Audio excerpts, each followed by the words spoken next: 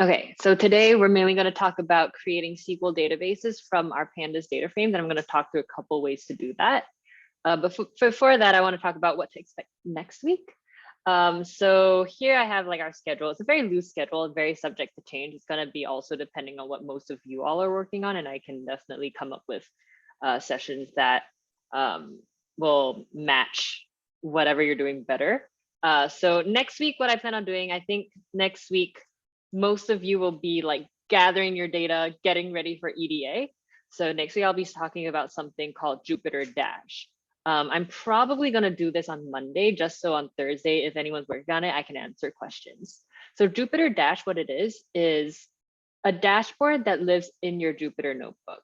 I'm not going to go into detail now. I'll pull up the documentation really quick, just so you all can see what it'll look like. But basically, if you have an idea of like creating a dashboard for your project, and dashboard is going to be like mainly visualizations, this is an example of what it can look like. So it will live inside of your Jupyter notebook, which is pretty neat. And then if you ever want to deploy this onto like a web page, it's a matter of just copy and paste. So it's a really good starting point if you know that you want to create a dashboard at some point. I will reiterate again that you don't have to create a dashboard for this project. Oftentimes, a lot of students work on this after graduation because it's not a main component of the capstone. But yeah, I'm going to talk about dashboarding and thinking about how you can do that in preparation for some of your EDA. I'm mentioning that also because if you know that you want to create a dashboard, start by doing your visualizations using Plotly. Very important that you start with Plotly because Jupyter Dash is built with Plotly. And so once you have your Plotly graphs and you've figured out what graphs you want to show up on your dashboard, once you've created them in Plotly, and it's just as an alternative, it is an alternative to Matplotlib or Seaborn.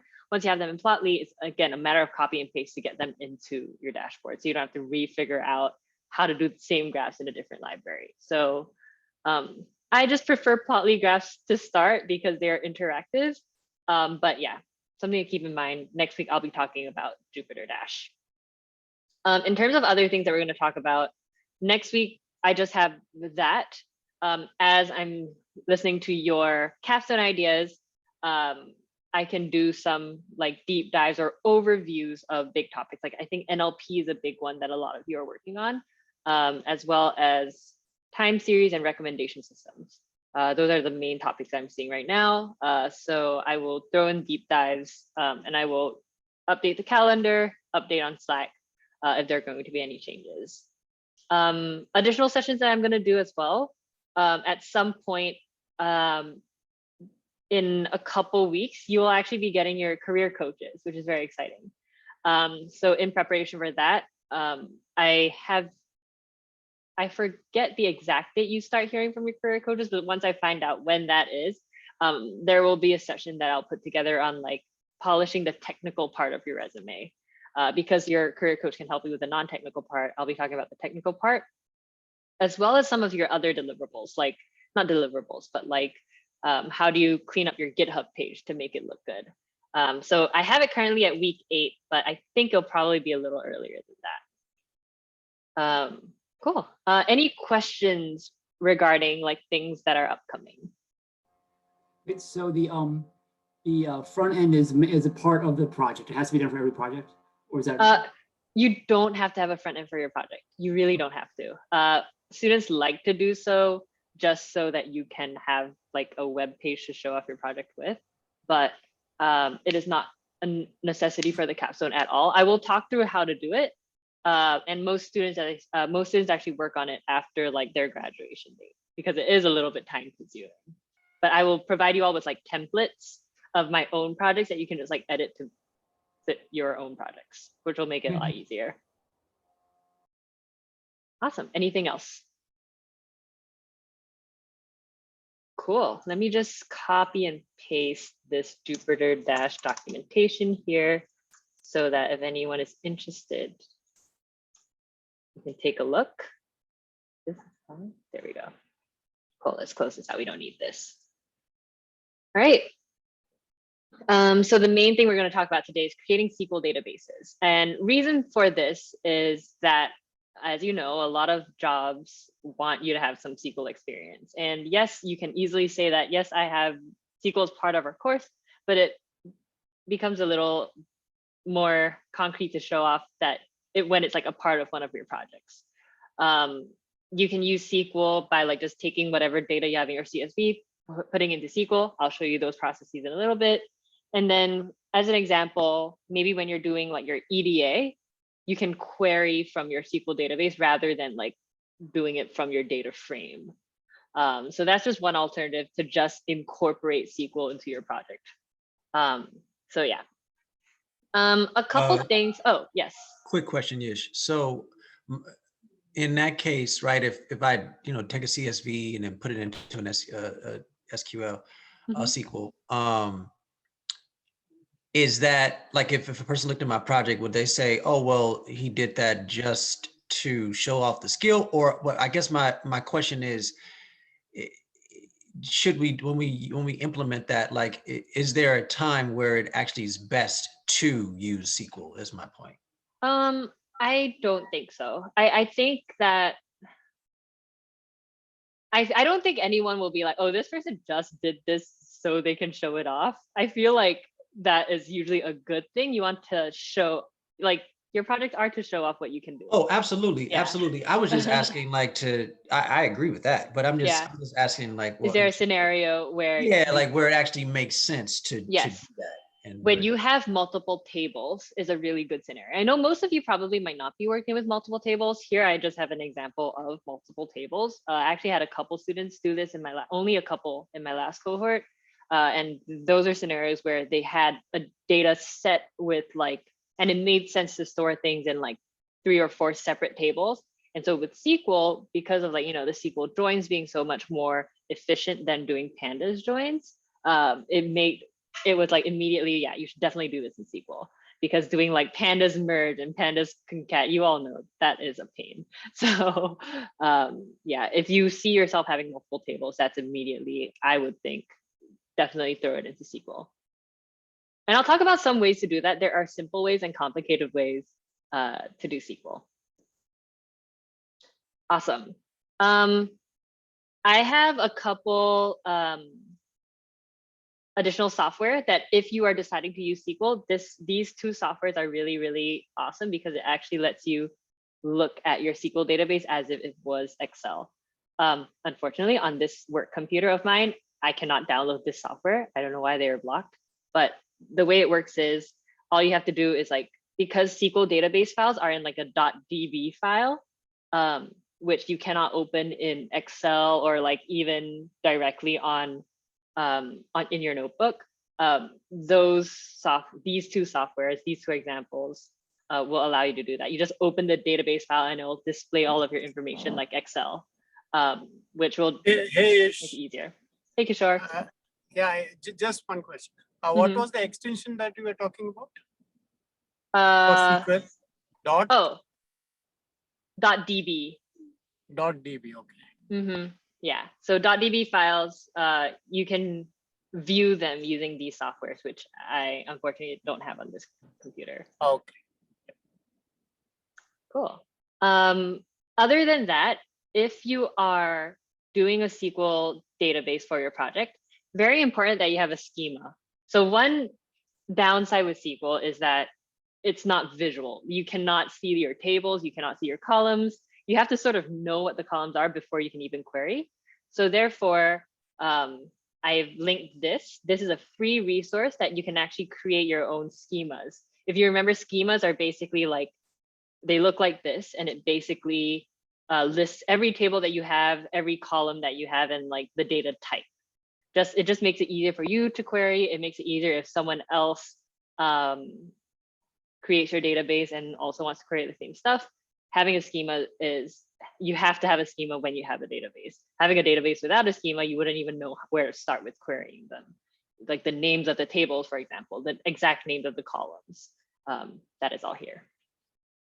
This is actually pretty, it looks very intimidating. I see on like the side here, but it's pretty easy to just pick up. They give you templates and then you can just edit them. I don't even know what language is. I think some sort of like JavaScript language, but you figure out what you need to change and it works there.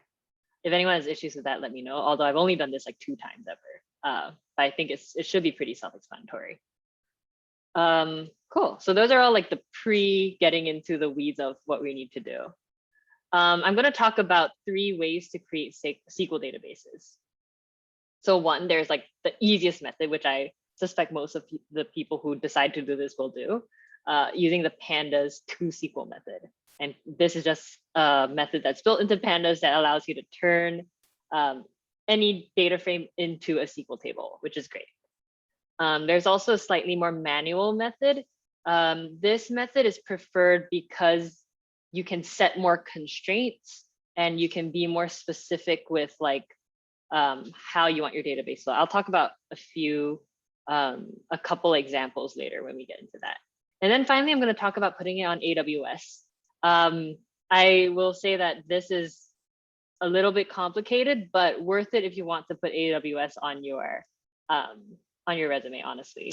It's going to take a while to set up, but I think it is pretty worthwhile once you do. Is there a cost if we wanted to use AWS? So that's a great question. Below, I think 40 terabytes is free for this specific product. So AWS has a lot of products. And on the free tier, which is what I have, I think you have, I might be wrong about the 40 terabytes, but basically I've had this database. It's like the limit is in like the gigabytes at least. So unless you are putting in like trillions of rows of data, I don't think you'll hit that. And also unfortunately, you have to give them your credit card information, but they will also let you know when you're about to be charged. And they'll also send you, billing notifications as well. One thing that I've also learned, this is not my first AWS account. I actually made that mistake with my old AWS account where I like played with a bunch of projects and I ended up getting charged like a good $20. If you call them up and just tell them that you're a student and you were just messing around, like figuring out what to do and you messed up, they will get rid of that charge. And a lot of Flatiron students, almost every Flatiron student who's tried to play around with AWS and gotten like accidentally billed has managed to get that charge taken away. So that's hopefully doesn't happen, but it does happen. So yeah, I'll talk about this in like the later section in more detail. But to get started, let's start with the first method of like just pandas, because there's a couple of things that you have to set up. So I'm gonna just import pandas, and as an example, I actually took this data from a SQL database, turned it into CSVs, and we're just gonna put it back into a new SQL database. So this came from actually, I think one of the SQL labs, I think, where it's a database of sales where you have like customer data here, order data here. So as an example, you also have like product information here. So maybe you want to like be able to join products with order details with customers to figure out who bought what. This is an example. So because I have multiple tables here, it makes sense to throw it into a SQL database. So the easiest way to do it, if you already have them as existing data frames, use the toSQL method. But before you do that, you actually have to create the database file first. Feel free to take this code by all means, because I think this is also partially from their documentation as well. So what we have to do here is use SQL Alchemy's create engine. And the create engine basically creates the database for you. And what I'm doing here is I'm defining a brand new database. You have to start with SQLite // I don't know why, but that is something that you have to do. And then you just put in the name of your database that you want. So this is sales data, so I'm just going to call it sales.db. So when I run this cell, what's being created, I forget if it creates now or creates later. I guess not yet. So it's going to create this first. It's going to put a placeholder on sales.db so that it knows, all right, using this engine, when I put my table somewhere, it's going to go there. So what's going to happen is I actually just put this as a function, but you can see it's really just one line of code here. it's df.toSQL. Let me zoom in a little bit. So it's df, which is whatever the data frame is, toSQL. Here you give it a table, the name of your table, the name of the table that you want it to be called in your SQL database. Because if you remember, every table has a name. So what you have there will be the name of the table. And then you have to give it the engine. And then if it exists, you can choose to replace it or append to it, which is pretty neat. For my case, and I think for most of us, you won't be appending unless you're like getting data day by day. But most of us, replace will be fine.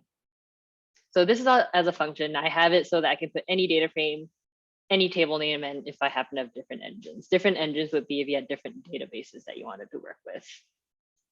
But most of the time you have multiple tables, they exist in the same database. So it's many tables in one database. All right, so I have this function here. What I'm going to do here is I'm creating my customers table.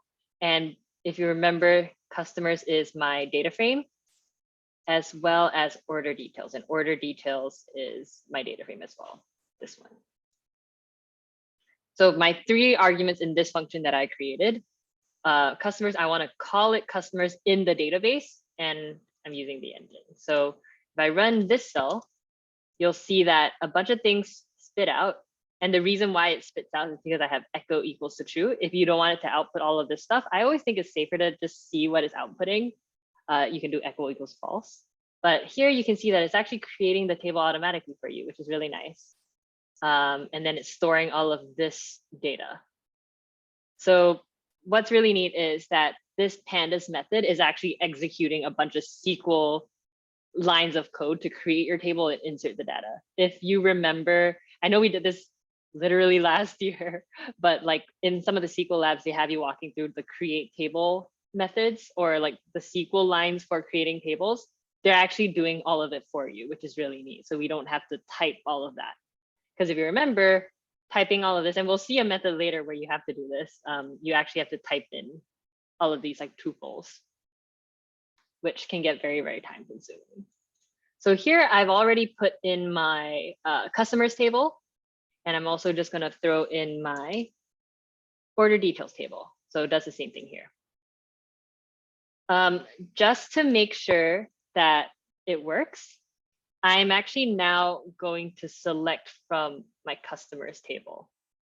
So this is executing something. If you remember engine.execute, you might also have seen it as cursor.execute, same thing. If you remember doing the SQL labs from like a year ago, this is same thing.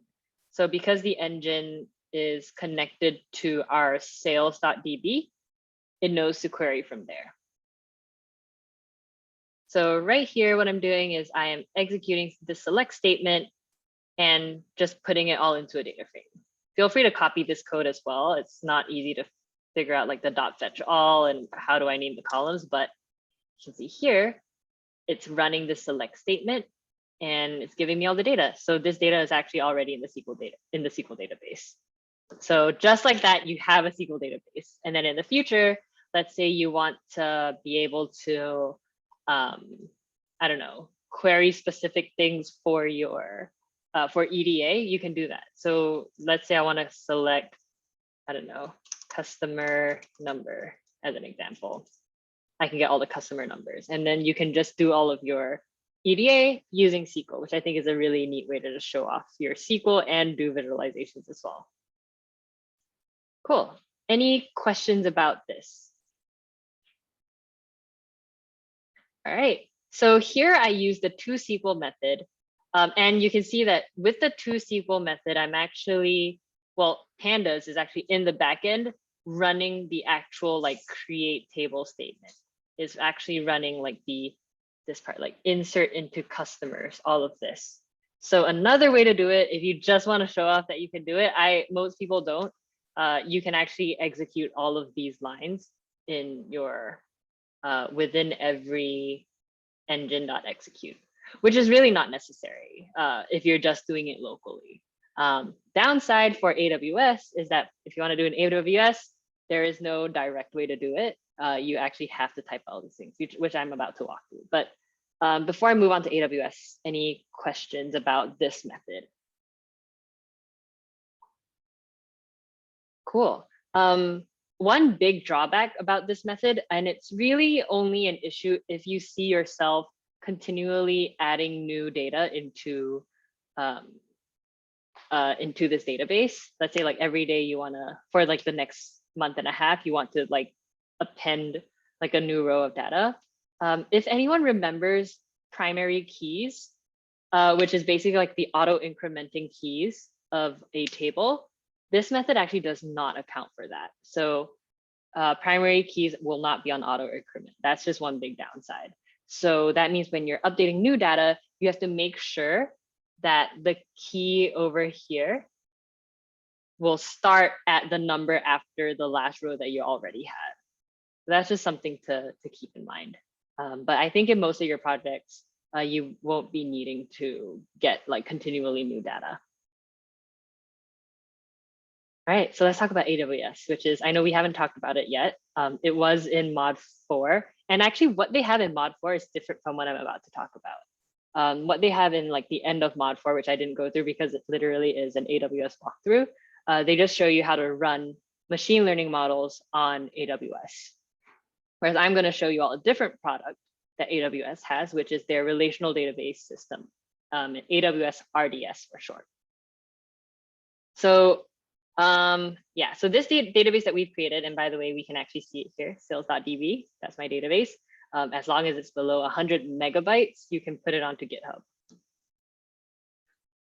All right, so yeah, that database lives locally. It's sort of like a, it's just like your data file. It's like a CSV, but it's a database. So yeah, pros and cons of, right. Yeah, so pros and cons of like an RDS versus using the toSQL method. Using RDS, you can actually configure your database more professionally. I'll show you all in a little bit some of the example code and some of like the tweaks that I've made. But it's very, very manual. You'll see the amount of code that I actually like typed out line by line. It does take a long time. And also very, very likely at your job, you won't be creating SQL databases. Your role will more be just like querying from existing databases. So do keep that in mind if you want to, like whether you want to like tackle this or not. So before even getting into this code, you actually have to set up a database on AWS on their platform, on their website. So I've actually linked the tutorial for doing it. It's very, very important that you read all of the instructions because they tell you what specific things to pick. So read it very, very carefully, because if you pick the wrong thing, you might accidentally pick one that isn't free, or you might accidentally pick like a different server that will run very, very slowly based on where you are. So it's very important that you read all of this and make sure that you configure it exactly as they're telling you, because this tutorial does the free instance for you. Once that is done, you actually will have a database. So if you go into RDS, and by the way, just to show you all how much stuff AWS has, each of these is a different AWS product, which is insane. I maybe know like 3 barely, but the one that we're going to use is under database and it's called RDS. So in RDS, which is loading, I have my dashboard here and you can see, there you go. Yeah, 100 terabytes. I can have 100 terabytes of data. And right now I'm only using like not even that much. So I can go into all of my databases. I only have this one that's running for this purpose. So all of these you will set up as part of that process. So don't worry about configuring anything here. So you'll get to this page eventually because you're going to need some of this information to access it from your Jupyter notebook. So let's talk about setting it up. You have to pip install this SQL connector. And then I've also imported these other things. Comment, this is here for you to install, but I've already gotten it installed. So you got to import these. So here, connecting to your database, basically you're going to see that I'm going to do this several times and I'll explain why later. But these pieces of information come from your console. So this page is called your console. And what I need is this host number, my username and password. So in terms of this host, where do you get that? Let's see if I can remember this. I believe it is in, oh, this is the endpoint is right here. So you just copy and paste this, and that is your host. And for your username and password, which you can set on your own, you can get that from, I think it's in modify maybe. They say it in the tutorial somewhere as well, but I forget.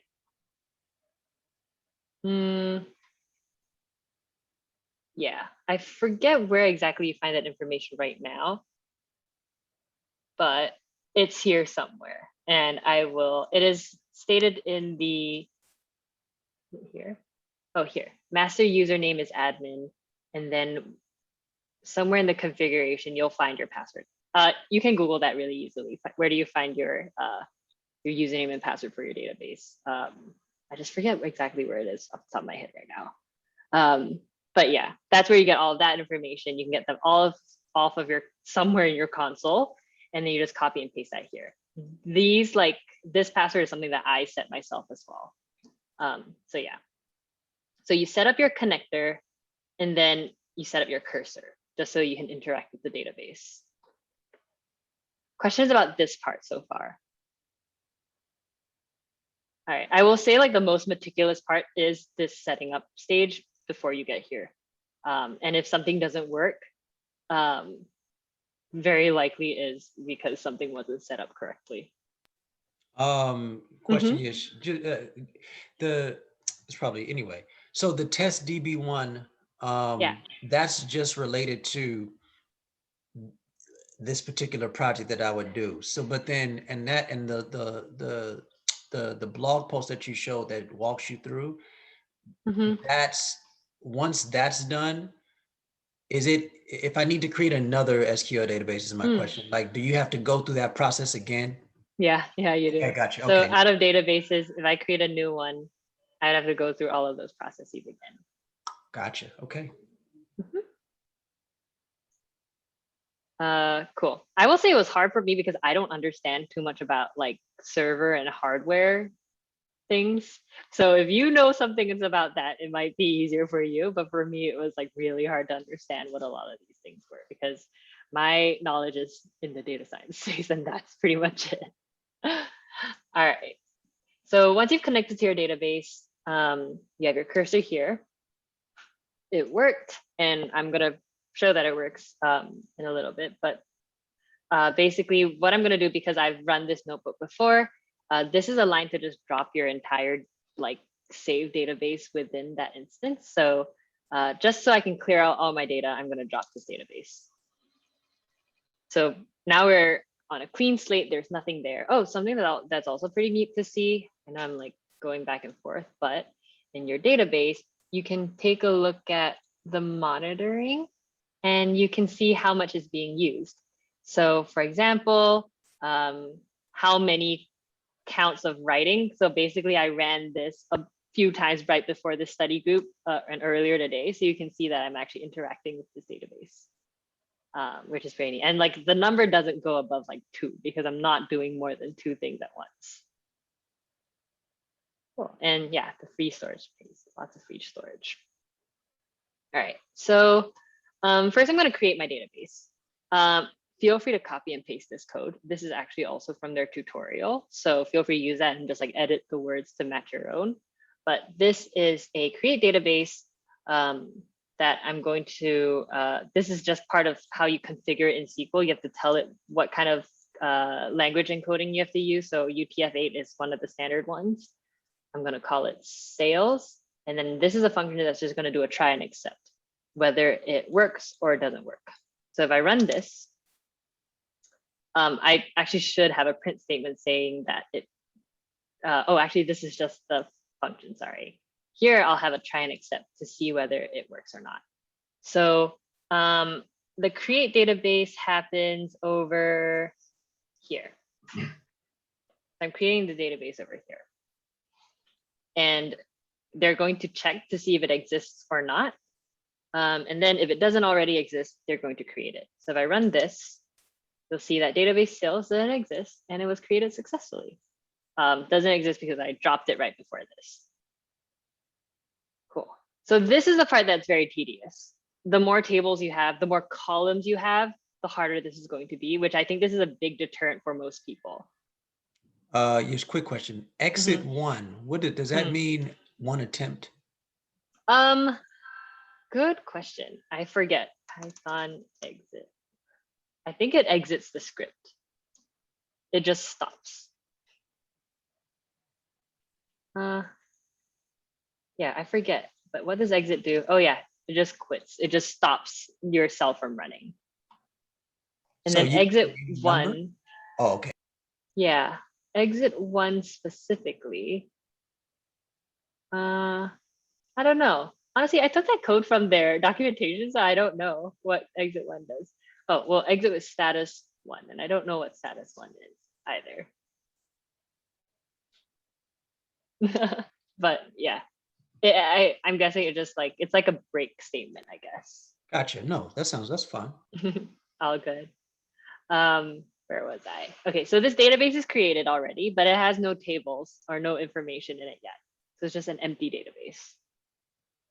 Creating the tables is the most tedious part because you need to know a bunch of things. You need to know the name of every column and the data type of every column. And so few things to note here, and I'm going to zoom in so I can point at specific things.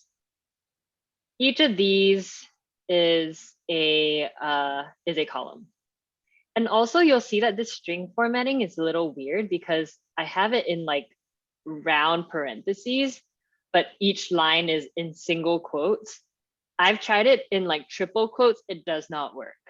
I don't know why it has to be this way, but it has to be this way. Also, at the end of your create table statement, you have to have this engine for some reason. I don't know why either. Without it there, it will not work. I've tested it. But basically for every column in your table, well, first you have to create your table with the table name. So in this case, the table is called customers. And then for every column, put the column name, what kind of data type it is. So int 11 just means an integer with up to 11 digits, not null because you don't want it to be able to be null. Varchar 64 means a string length 64. Varchar 16, string with length 16, depending on, you know, what the data is, you have to tell it how many characters the limit is. And all of them should be not null. And yeah, that's this. Why I have it like this is because if you have multiple tables, I'm actually storing this create table query into a dictionary so that you could loop through it. So as an example, if I run this real quick and I have this is basically my table here so I can refer to it while creating this. Tables customers is this query. So this is what will go into the cursor.execute. Also tables, which is that dictionary, will look like this. If I have multiple tables, I'll have multiple key value pairs. So basically you'll be able to loop through all of them. Cool. Yeah. Any particular reason why strings are called as variable character? Variable character. Okay. Yeah, variable character. Okay. Or various. I don't know. I think it's variable. I forget. Variable. It should be variable. Yeah. Cool. One other thing that I wanted to point out is every time I do something with my cursor, I'm actually closing out the connection. I'm closing out the cursor and then closing out the connection. This is just always good because if you accidentally do something with your cursor 2 times simultaneously, you might like get your wires crossed. And then you run into like, you can't do this action because someone's already interacting with it. So what I've learned over my experience in working with this is close your connection every time you're done, especially something that's writing onto the database. So here, because I'm creating tables, I'm going to be inserting data. Because it's a write action, I make sure that I'm closing the cursor such that I'm not trying to do multiple things at once. Reading is less of an issue. If you're just like querying and reading the data, it's less of an issue. Cool. So I have these tables here, and I have this query created. Remember, I haven't put in the data yet. Neither have I created this table yet, so I'm going to do that right now.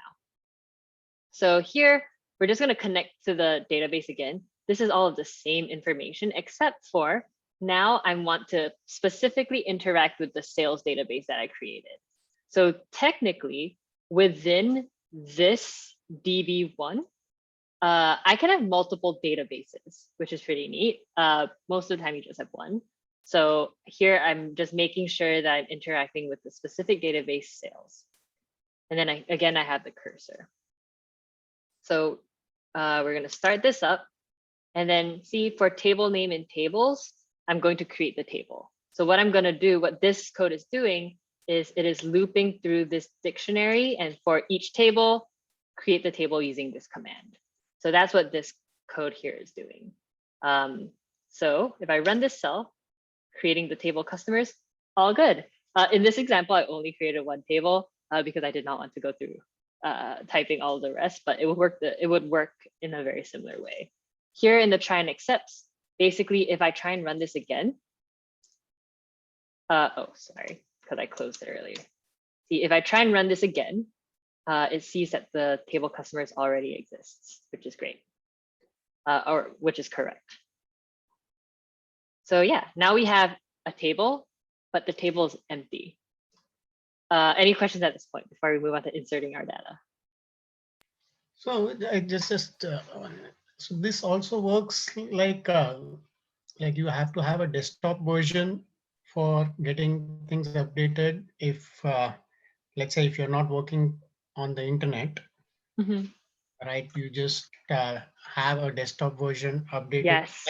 like the Git, right? Yeah, Then you're right. you This, just push the document. yeah, you're right. If you want to work with your data in a SQL database on AWS, you have to have an internet connection to be able to get the data. You're right. So if you plan on working offline, you have to have a version on your local machine.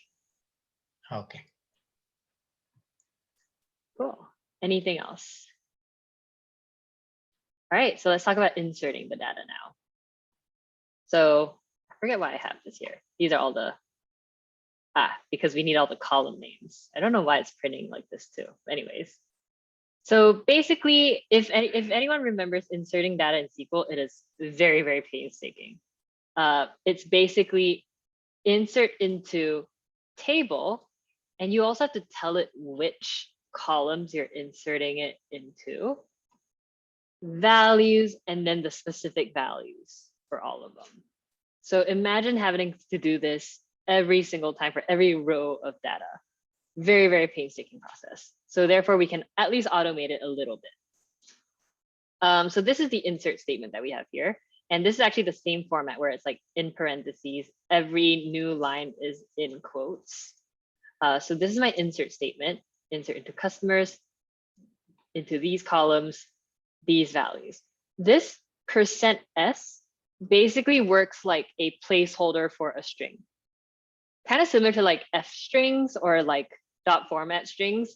That's how it works. Basically, it's going to look for, what is this, 1, 2, 3, 4, 13, I think. 6, 7, 8, 9, 10, yeah, 13 strings to insert into those. And I'll show you what that looks like too. So this is my insert statement.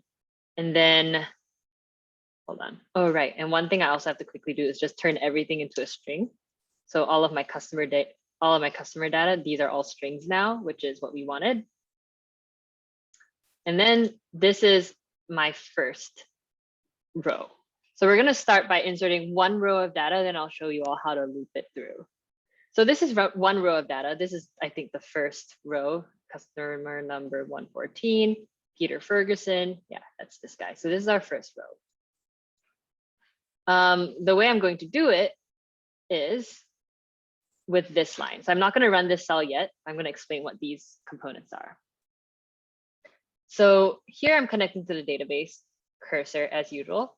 This specific line is the insert. So you can see I'm doing cursor.execute insert first.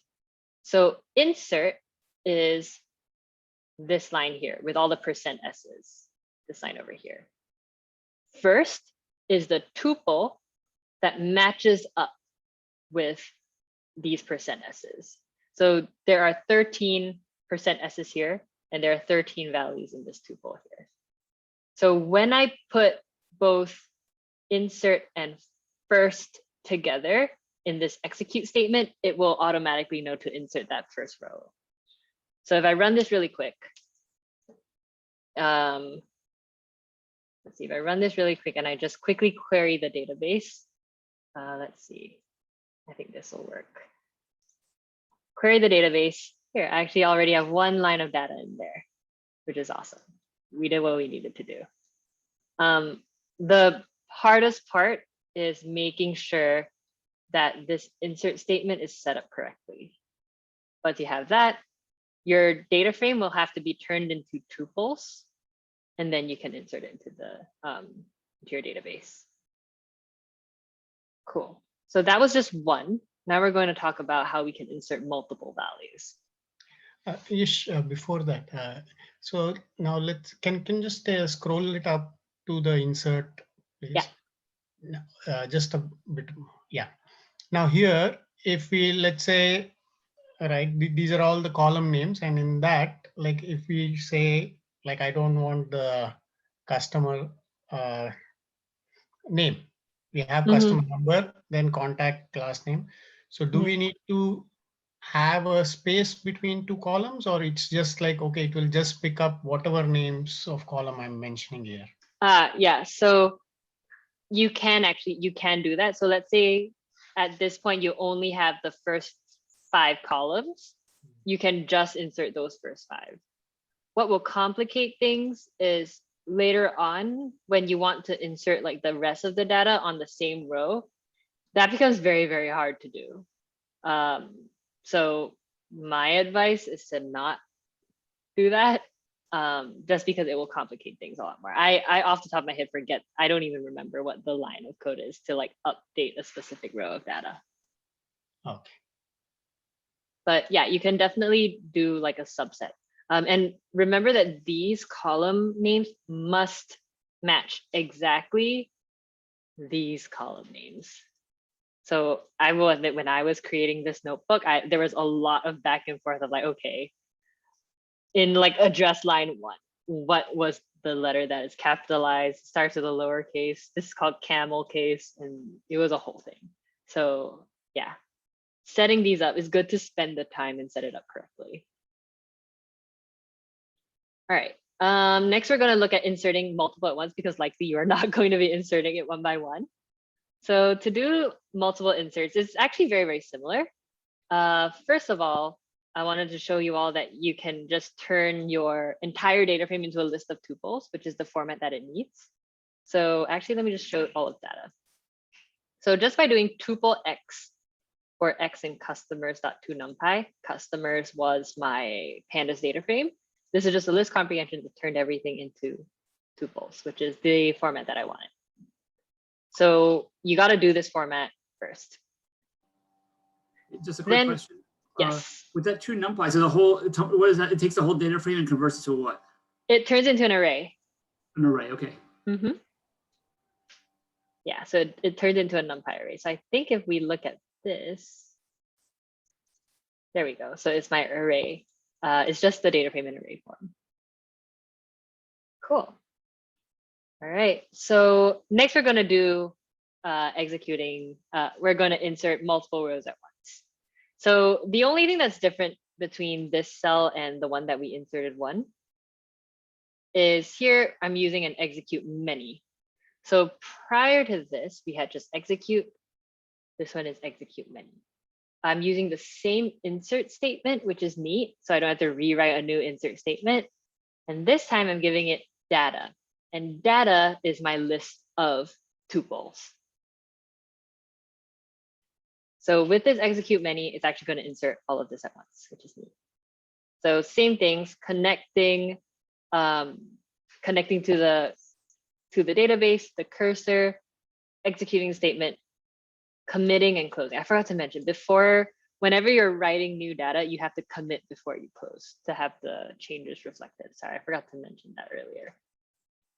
But anyways, once this is run, and then if I run this again, you can see that, well, I have the first row twice because I had already inserted it once before, but all of my data is now there, which is nice.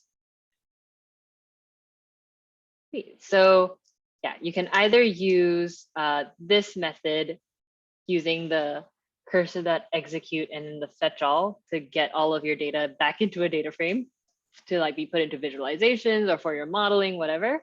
Or there's actually a pd.read SQL, which you can look for the documentation on that. So let me put that in here. pd.read SQL does it similarly. You just give it your SQL query and then the connection. Let me just throw that in here. Here we go. Nice, but that's all I had to share with you guys. I do recognize that this is a very, very painstaking process, especially of many, many tables and many, many columns. Yeah, again, this is not a necessity for your capstone, but could be something that you do to one, have SQL as a component of one of your projects on your resume, on your GitHub, but also, yeah, also the fact of like having AWS there. If you just want to have SQL, honestly, I really do recommend doing the first method of just doing like pandas to SQL, because as you saw here, it's literally just like this one line of code. But if you want to like get into like AWS, I will say AWS documentation is pretty awful. I think they make it opaque just so you pay for their training. But yeah, I can definitely help to try and debug some of that when you are working on that. Nice. Any questions? So why would you want to use AWS as opposed to SQL in this case? I will say AWS is one of those things where some companies just happen to be working with AWS and they like to see it on a resume. I think it's also like AWS has so many products as well that it's hard to know exactly what a company will be using. So I think sometimes companies like to see that you have used some AWS product. So that's like the one pro I can think of. I think like efficiency or make your project run better, not really so much. Honestly, not so much, because sometimes the connection, I'm actually pretty glad that it did not drop here, but sometimes the connection drops. Let's say you keep your connector and your cursor running so you don't close it out. If your internet is choppy, you cannot access your data. If like, let's say you are trying to insert like 1 million rows of data, it cuts off halfway, that becomes complicated as well. So there are a lot of drawbacks, honestly, of working with AWS. Is really just for having it as part of your project on your resume, honestly. Okay. Mm-hmm. Anything else? So now SQL is necessary only when we are working with multiple columns, like if multiple tables, multiple data frames. Yeah. So yeah, so in my case, let's say I am planning to work on NLP, and it's got let's say one data which I'll be pulling it from the news channels, one data from Twitter, right, and the third one from blogs. So in that case, this becomes necessary, right? Well, I would say if those are separate data sources, are you going to be joining them in a SQL way? So if you're not, then in that case, I actually would say that you don't have to use SQL, because SQL becomes more necessary. By necessary, I mean like it will be easier to work with your data if you find that like in a lot of your processes, you are going to want to join, like, honestly, that first project that we worked on with like the movie IDs and like, if anyone remembers that PMDB project, that would have been a great one to work with SQL, because you had to like join like genres with like movies with like actors and like, I don't know, and like other like production people. So that would have been a really good one to use SQL with. But yeah, if you don't find that you're needing to put your tables together in like a SQL like index join method, then you don't have to. Okay. Yeah. And by tomorrow, what we need to tell you? That was Just your idea. I think I've had some people nervous about like how the pitch needs to look. It's not formal at all. I just need to hear an idea. That, and also like maybe like something for you to work on in the next like couple of weeks. So you just have to have some idea. You don't have to be like, this is my grand plan for my entire capstone project. You just need to start with some direction. Okay. So the text which I've sent you is valid enough, right? Yes, I think so. Okay. I mean, the same thing which I told you now is. Yes, I see it. Yeah, that is good. Okay. Then I can relax and sleep a bit better today. Yeah. Yeah, I don't know. I know some instructors like to have like a formal pitch where like they have that like planner all filled out. I used to do that with like my campus students, but I find that a lot of people end up changing their project midway through based on some of like the EDA that they see. So I feel like before you even start doing EDA, it's hard to like fully nail down exactly what you're doing. But it does vary project to project, which is why I feel like one planner is not going to work for everybody. So we can talk about it during 101s. What I'm going to start doing is setting like weekly goals for you all to work on, because it's hard to lose track with like 8 weeks to do a project. So I'll be starting to do that as well in the coming weeks. Perfect. Awesome. Great. Anything else? For the first time in a long time, we're like ending our session and like the sun has not fully set, and I'm really glad about that. Daylight savings. Well, all right, if there are no other questions, as usual, you can always reach out to me in Slack. I will also say that if you have any ideas of what you would like me to talk in more detail about, there are a few office hours that I don't have anything planned to talk about. I was planning on just like doing like anyone ask me whatever questions. But if you have like ideas of like parts of the curriculum that you want me to maybe go in more detail of, or how you can incorporate or maybe join 2 parts of the curriculum together, feel free to let me know and I can put stuff together. I'm planning to do deep dives on NLP, recommendation systems, as well as time series. So those are there. Cool. With that, I hope you all have a good rest of your evening and good weekend as well. And I will see you all back here on Monday. We'll talk about Jupyter Dash on Monday. All right. Bye, everybody. Hey. Hi. Okay, bye everybody. Hey, bye.